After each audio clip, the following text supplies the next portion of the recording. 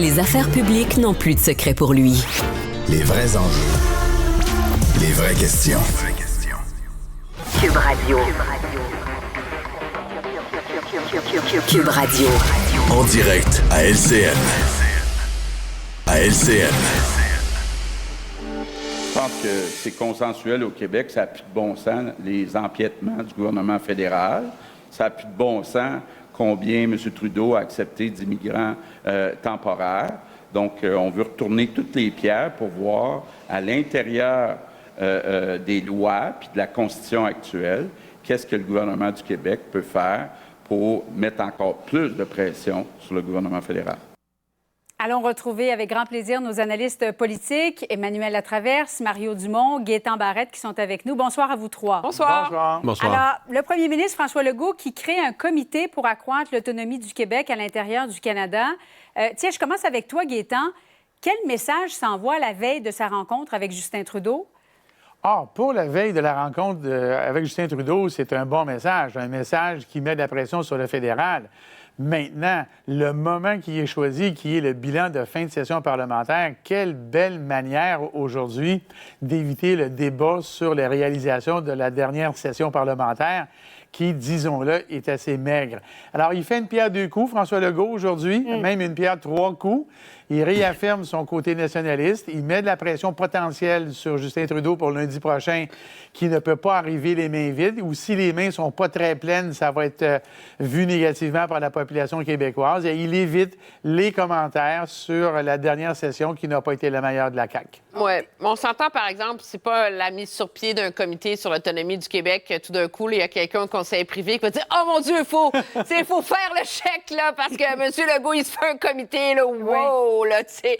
Moi, je pense pas que ça... Je pense pas que ça va avoir un gros impact sur la rencontre de lundi sur la question de l'immigration. Moi, ce que je vois, cependant, c'est un gouvernement qui sent que les rapports avec le fédéral sont très difficiles parce que c'est un gouvernement centralisateur. Donc, son espèce de nationalisme, là, du tapage du pied, là, je vais l'avoir, ça fonctionne pas. Ça donne des ailes au Parti québécois. Donc, à un moment donné...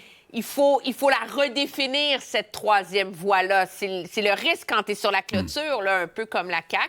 Et donc, à ce chapitre-là, moi, je pense que ça peut accoucher d'idées qui vont être très intéressantes pour avancer le débat sur l'avenir du Québec. Mario, il n'y a pas un risque d'en venir à la conclusion, finalement, il n'y a pas de façon d'aller chercher plus d'autonomie, sauf en faisant un référendum et en se séparant finalement du Canada?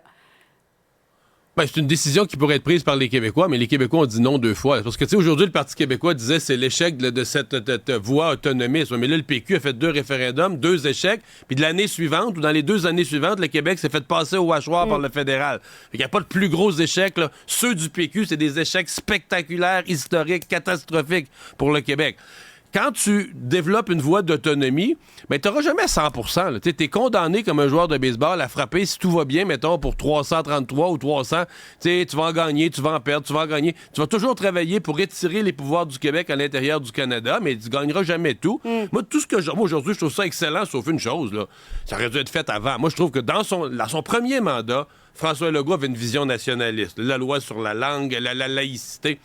Dans son deuxième mandat, le programme était pas mal plus mince. S'il y avait besoin d'un comité d'experts pour renforcer son programme, renchausser son idée nationaliste, il aurait dû le faire plus tôt. Mais en même temps, Julie, là, est-ce qu'il va aller chercher plus d'autonomie? Faisons attention aux mots. Il va aller dans l'autonomie qui est permise par la Constitution actuelle, chercher des moyens de faire plus. Il ne va pas aller chercher plus d'autonomie. Il va aller voir s'il peut faire plus avec l'autonomie actuelle. Oui, mais 4 constitutionnalistes autour d'une table, là, ils vont tenter des idées. C'est sûr. Mais Gaétan, parce que tu disais au départ, c'est habile pour camoufler son bilan de session. Il n'y a pas d'entente avec les médecins, ni avec la FIC. François Legault a dit que c'est très, très dur de négocier avec les médecins de famille. Ça pourrait prendre plusieurs mois avant qu'on en vienne à une entente. T'es médecin? Gaétan, pourquoi c'est aussi dur de négocier avec les médecins de famille? Tu as déjà été ministre de la Santé aussi. Bien, la problématique avec les médecins de famille et les médecins spécialistes, c'est un peu toujours la même chose. L'argent. Les fédérations médicales sont capables de faire un certain désordre, on va dire. Disons ça comme ça. Ils peuvent faire une pression très efficace sur le terrain. Et le gouvernement, même s'il a raison dans ses prétentions, lui, est-il capable d'aller jusqu'au bout de ces demandes. Et en fait, la vraie question ici, là, c'est du souk à la corde politique. Est-ce que le gouvernement va reculer ou non? Est-ce qu'il va aller plus loin?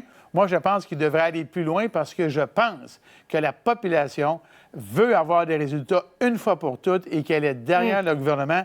Je pense que la FMOQ, dans le cas présent, est dans une position potentielle de faiblesse vis-à-vis de l'opinion publique et il devrait faire très attention. C'est le moment de distribuer les prix. Êtes-vous excité?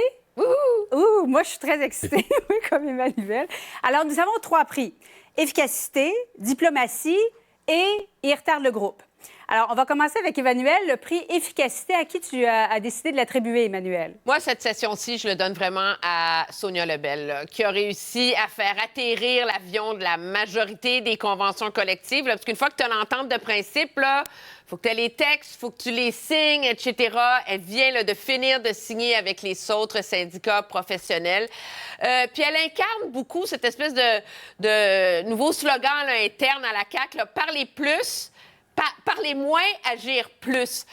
C'est une ministre disciplinée, à son affaire, efficace, et je lui lève surtout mon chapeau pour avoir commencé à s'attaquer au décloisonnement des ordres professionnels. On a parlé de la santé, mais vous allez voir à l'automne prochain, là, quand on va parler du détail de ce projet de loi-là, ça va avoir, dès le départ, un énorme impact sur l'ensemble des professions et la reconnaissance des expertises à l'étranger. Gaétan, prix de la diplomatie. Alors, diplomatie, qui dit diplomatie, dit évidemment relation avec une autre entité, un autre pays, un autre gouvernement, ce qui est la position qu'occupe dans une certaine mesure Christine Fréchette, parce qu'elle est la ministre qui s'occupe, entre autres, de l'immigration, dont le pouvoir est à Ottawa. Et je l'ai déjà dit, je l'aurais dit, j'ai rarement vu un ou une ministre de l'Immigration qui possédait aussi bien son dossier et qui avait la touche là. Elle s'exprime bien, sa pensée est claire, elle est concise, elle a un ton qui est agréable, quoique ferme, et c'est reconnu même par les autres partis. Et elle a quand même réussi à faire en sorte que par ses actions dans la coulisse et dans l'espace public, à amener la réunion lundi prochain. Juste réussir à faire ça, c'est positif. Et si ce que Justin Trudeau va proposer n'est pas suffisant, elle a quand même gagné à faire ça. Et si c'est satisfaisant, bien, c'est une plus grande victoire. Moi, je lui dis bravo et je lui donne ce prix-là de la diplomatie. Mario, prix, il retarde le groupe. Moi, je trouve que celui qui a la pire session, c'est le ministre. Oui, non, celui qui a la pire session, pour moi, c'est le ministre des Finances, Éric Girard. Au risque de m'acharner, je l'ai dit souvent, mais ce gouvernement ne pouvait pas présenter un déficit de 11 milliards. Et tu sais, j'ajoute à ça, là, quelques jours après, le fédéral arrive avec sa nouvelle taxe là, sur le gain en capital. Éric Girard est d'un parti qui veut l'autonomie du Québec puis pas taxer plus les contribuables. Avec du même coup, il marche d'un fleur là, dans les 2 plates-bandes de son parti. Il taxe plus les contribuables. Puis il fait la même chose. Il imite le fédéral. Plutôt de dire, nous autres au Québec, on a notre autonomie, on va faire nos propres affaires, on n'imitera pas le fédéral. Il imite le fédéral. Une session, pour moi, très décevante. Pour le ministre des Finances. Restez là. Dans un instant, on va poursuivre la discussion, cette fois avec les partis d'opposition. À tout de suite.